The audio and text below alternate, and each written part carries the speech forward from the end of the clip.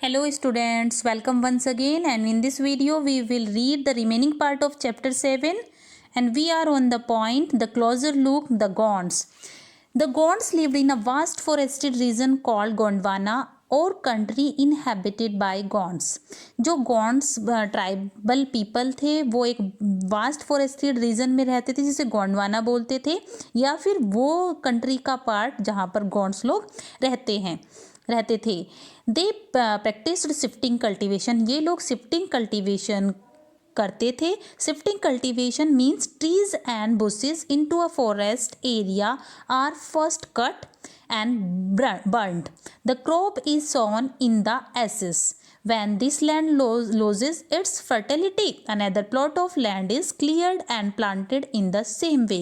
This process is called shifting cultivation. It means the Gonds practiced shifting cultivation. The large Gond tribes was further divided into many smaller clans. और बड़ी गोंड्स जो tribes थी वो बाद में कुछ बहुत सारे छोटे छोटे क्लैन्स में डिवाइडेड थी। Each clan had its own raja और राय। हर क्लैन का अपना एक राजा या फिर उसको राय भी बोलते थे वो होता था। About the time that the power of the Delhi sultan was declining, a few large Gond kingdoms were beginning to dominate the smaller Gonds chief. जैसे जैसे जो दिल्ली सुल्तान के किंग थे, जो दिल्ली सल्तनत के किंग थे, उनकी जो भी पावर थी वो डिक्लाइनिंग होती जा रही थी, कम होती जा रही थी। तो बड़ी संख्या में कुछ गॉन्ड किंगडम्स ने डोमिनेट करना, अपने छोटे छोटे राज्यों को निकाल के आगे आना स्टार्ट कर दिया था। The Akbarnama, the history of Akbar's rain mention the Gond kingdom of गर कतंगा दैट हैड 70,000 विलेजेस। अकबरनामा जिसमें अकबर के टाइम की हिस्ट्री को मेंशन किया गया है, इसमें गॉन्ड किंगडम जो गर कतंगा नाम की जगह थी वहाँ के गॉन्ड किंगडम को मेंशन किया गया है, जिसमें लगभग 70,000 गांव इस गॉन्ड किंगडम के अंडर में थे। The administrative system of these kingdoms was become centralised. जो एडमिनिस्ट्रेटिव सिस्टम था इन किंगडम्स का वो सेंट्रलाइज हो गया था। जो किंगडम था उसको कुछ घर में डिवाइड किया गया था और हर घर एक पर्टिकुलर गॉन्ड क्लैन के अंडर में आता था। This was further divided into units of 84 villages called 84। और बाद में इसको 84 गांव की एक यूनिट्स में डिवाइड कर दिया गया था और जिसे 84 बोलते थे। The 84 was sub divided into barhoths which were made up of 12 villages each। बाद में इन 84 गाँव को सब डिवाइड करके बरहोत्स बोलते थे, उसमें डिवाइड किया गया था जिसमें 12 गाँव होते थे। हर एक बरोथ में 12 गाँव और हर एक 84 में 84 विलेजेस होते थे। The emergence of large states change the nature of Gond society. ये जो नए स्टेट्स का जो एमरजेंस था, जो उदय था, इसने गॉन्ड सोसाइटी के नेचर में बहुत सारे चेंजेस ला दिए थे। They are basically equal society gradually got divided into unequal social classes. जो बेसिकली इनकी इक्वल सोसाइटी थी वो बहुत सारे अनइक्वल सोशल क्लासेस में डिवाइडेड हो गई थी। Brahmans received land grant from the Gonds rajas and became more influential. जो ब्राह्मण थे उन्होंने इन गॉन्ड राजा से कुछ लैंड उनको मिल गई थी, ग्रांट हो गई थी, जिससे वो बहुत ज़्यादा ताकतवर या बहुत ज़्यादा प्रभावशाली हो गए थे। The Gond chiefs now wished to be recognise as Rajput. जो गॉन्ड चीफ थे वो चाहते थे कि उनकी पहचान एक राजपूत के रूप में हो। सो अमनदास, ये गॉन्ड राजा थे गर कतंगा के, इन्होंने अपने आप को संग्राम शाह का टाइटल एज्यूम किया। इनके बेटे दलपत ने एक दुर्गावती नाम की एक प्रिंसेस से शादी हुई थी। इनके बेटे की, दलपत की मैरिज दुर्गावती से हुई थी and she was the daughter of Salbahan, Chandel Rajput raja. ये महोबा के चंदेल राजपूत राजा थे सलबहान। इनकी बेटी दुर्गावती के साथ दलपत की शादी हुई थी। दलपत की अर्ली एज में ही दलपत की डेथ हो गई थी। रानी दुर्गावती बहुत ज़्यादा कैपेबल थी और इन्होंने अपने 5 ईयर के बेटे के बिहाफ पे शासन करना स्टार्ट कर दिया। वीर नारायण के बेटे का नाम था। Under her the kingdom became even more extensive. इनके शासनकाल में इनका जो किंगडम था वो और ज़्यादा फैल गया था। 1565 में मुग़ल फोर्सेस ने असफ खान के अंडर में गरकतंगा के ऊपर अटैक किया। A strong resistance was put up by the Rani Durgavati, और रानी दुर्गावती ने बड़ी मजबूती के साथ इसका सामना किया। She was defeated and preferred to die rather than surrender. वो हार गई और उसने अपने आप को ख़त्म करना ज़्यादा इम्पोर्टेंट समझा सरेंडर करने के कंपैरिजन में। Her son too died fighting soon after, और उनका बेटा भी जल्द ही लड़ते हुए वीरगति को प्राप्त हो गया। Garhkatanga was a rich state, Garhkatanga एक रिच स्टेट था। It earn much wealth by trapping and exporting wild elephants to other kingdom, और ये इसकी बहुत ज़्यादा कमाई होती थी, इसको बहुत ज़्यादा धन मिलता था वाइल्ड एलिफेंट्स को पकड़कर और उसको दूसरे किंगडम्स को एक्सपोर्ट करने में। When the Mughals defeated the Gonds they captured a huge booty of precious coins and elephants. जब मुगल्स ने इन गॉन्ड्स को डिफीट किया तो इन्होंने बहुत बड़ी संख्या में बूटी मतलब खजाना, प्रीसियस कॉइन्स और एलिफेंट इन्हें वहाँ से मिले। They annexed part of kingdom and granted the rest of Chandrashah and uncle of Veer Narayan. इन्होंने कुछ हिस्से को अपने में मिला लिया और कुछ बचा हुआ हिस्सा चंद्रशाह जो वीर नारायण के अंकल थे उनको सौंप दिया। Despite the fall of Garha Katanga the Gonds kingdom survived for some time. Garha Katanga के समाप्ति के बाद जो गॉन्ड किंगडम था वो कुछ ही टाइम के लिए सर्वाइव कर पाया। However they became much weaker and later struggled unsuccessfully against the stronger Bundels and Marathas. जबकि ये लोग काफ़ी कमज़ोर हो गए थे, बाद में ये असफलतापूर्वक संघर्ष करते हुए कुछ मजबूत लोगों के साथ जैसे कि बुंदेल्स और मराठाओं के साथ ये हमेशा संघर्ष करते रहे। Our next point is the Ahoms. Now we will discuss about the Ahom tribal people. The Ahom migrated to Brahmaputra Valley from present day Myanmar in the 13th century. जो Ahoms थे इन्होंने माइग्रेट किया था Brahmaputra valley से आज के time में वो जगह जिसे म्यांमार के नाम से जाना जाता है 13th सेंचुरी में।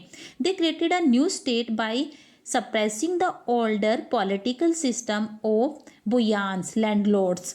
इन्होंने एक नए स्टेट को क्रिएट करा जिसमें पुरानी जो पॉलिटिकल सिस्टम था जो लैंडलॉर्ड्स का राज चलता था उसके अलग जाके। During the 16th century they annexed the kingdom of Chutiyas 1523 and of Koch Hajo 1581 and subjugated many other tribes. 16th century के दौरान इन्होंने अपने साम्राज्य को 1523 और कोच हाजो से 1581 में और भी कुछ ट्राइब्स को अपने अंडर में कर लिया था। The Ahoms build a large state, Ahoms ने एक बड़ा राज्य बनाया and for this they used fire arms as early as the 1530s, और इन्होंने अपने इस बड़े साम्राज्य को बनाने में फायर आर्म्स का इस्तेमाल किया। By the 1660s they could even make high quality gun powder and cannons. 1660 तक अहोम सबसे पहले वो ट्राइबल पीपल थे जिन्होंने अच्छी क्वालिटी का गन पाउडर और कैनन्स बनाना स्टार्ट कर दिया था। However, the Ahoms faced many invention from the south west. जबकि बहुत सारे इन्वेंशन को फेस किया अहोम्स ने जो साउथ वेस्ट से हुए थे। 1662 में मुगल्स के अंडर में मीर जुमला ने अहोम किंगडम पर अटैक किया। Despite their brave defence the Ahoms were defeated. अपने बहादुरी से डिफेंस करने के बाद बचाव करने के बावजूद भी अहोम्स डिफीट हो गए, हार गए। But direct Mughal control over the region could not last long. लेकिन डायरेक्ट मुगल्स का कंट्रोल इनके साम्राज्य पर काफ़ी टाइम तक नहीं हो पाया, मुगल इन पर पूर्णतया कब्जा नहीं कर पाए। The Ahom state depended upon forced labour. जो अहोम स्टेट था वो फोर्स्ड लेबर पर डिपेंड था। Those force to work for the state were called paiks. और जिन लोगों को काम करने के लिए फोर्स किया गया, स्टेट के लिए काम करने के लिए फोर्स किया गया, उन्हें पैक्स नाम से जानते थे, PAIKS PACS. A census of population was taken. Each village had to send a number of packs by rotation. People from heavily populated areas were shifted to less populated. जो गांव के लोग होते थे बड़ी संख्या में इन पैक्स को रोटेशन का काम होता था कि कुछ लोग वापस आते थे और कुछ लोग जाते थे। तो लोगों ने बड़ी संख्या में हैविली पॉपुलेटेड एरियाज से शिफ्ट होकर लेस पॉपुलेटेड एरियाज की तरफ जाना स्टार्ट कर दिया। अहोम क्लेन्स वर दस ब्रोकन अप, इस तरह अहोम्स क्लेन्स थे तो वो टूटते चले गए। By the first half of 17th century the administration became quite centralise, और 17th सेंचुरी के पहले हाफ में ही जो एडमिनिस्ट्रेटिव सिस्टम था वो सेंट्रलाइज हो गया था।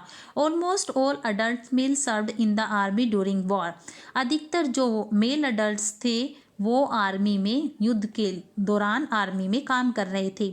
दूसरी तरफ ये लोग डैम्स, इरिगेशन सिस्टम, इन सब कामों को करने में एंगेज थे, और इसके अलावा पब्लिक वर्क्स भी ये लोग करने लगे थे। The Ahoms also introduce new method of rice cultivation, Ahoms ने राइस कल्टीवेशन के एक नए मेथड को भी इंट्रोड्यूस किया। Ahom society was divided into clans और खेल्स, जो अहोम सोसाइटी थी उसे क्लैंस या फिर खेल्स में डिवाइड किया गया था। There were very few caste of artisan, so artisan in the Ahoms areas came from the adjoining kingdom.